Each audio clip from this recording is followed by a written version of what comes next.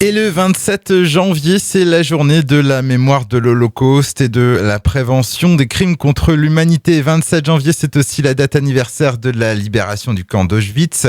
Et parce qu'il est important de se souvenir et pour ne pas répéter nos erreurs, nous recevons Christian Savary. Il est le responsable adulte de l'association Les Sentiers de la Mémoire. Bonjour à vous. Bonjour. Alors, Les Sentiers de la Mémoire, donc c'est une association créée à Coutances en 2004. Quelle est sa mission ?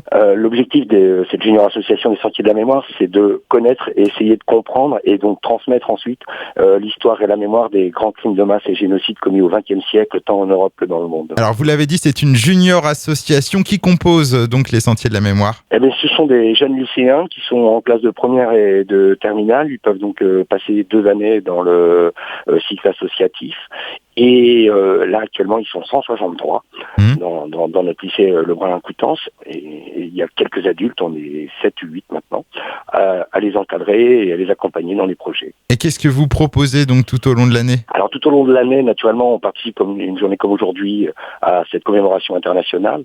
Mais sinon, on propose des séjours historiques et mémoriels en Europe centrale et en Europe de l'Est, à la Shoah principalement, mais aussi à la persécution au génocide des Tziganes pour les 2 derniers séjours, par exemple, qui sont passés en février 2016 et décembre 2016. Alors, parlez-nous un petit peu du devoir de mémoire. En quoi c'est important ? Alors nous, la perception qu'on en a, on parle plus volontiers de travail de mémoire, c'est-à-dire d'impliquer les jeunes dans des réalisations et qu'ils soient particulièrement acteurs de cette histoire, qu'ils s'en saisissent et qu'ils en tirent également quelque chose pour eux-mêmes à titre individuel, mais aussi collectivement pour mieux vivre ensemble et préparer l'avenir. Donc de ce point de vue, c'est très important. Alors comme je le disais aujourd'hui, donc nous sommes le 27 janvier, journée de la mémoire de l'Holocauste. Vous organisez un événement, vous nous avez dit, pour l'occasion ? Oui, comme chaque année, on participe activement à cette journée mondiale et on essaie de bien en prendre les 2 approches, à savoir la partie commémorative de l'Holocauste et donc de la Shoah. Et en l'occurrence, cette année, les 163 membres lisent les 11 458 noms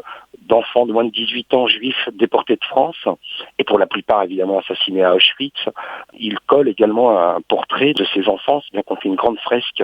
Et parallèlement à cela, les membres vont lire également d'autres noms, puisqu'il y a des gens qui ont eu des attitudes particulièrement intéressantes pendant le crime. Ce sont des justes parmi les nations, c'est-à-dire ces gens qui, de façon désintéressée et souvent au péril de leur vie, ont choisi de sauver des gens. Et là, c'est bien sûr la dimension préventive des crimes contre l'humanité et des attitudes qu'il faudra sans doute valoriser, y compris dans les temps qui viennent.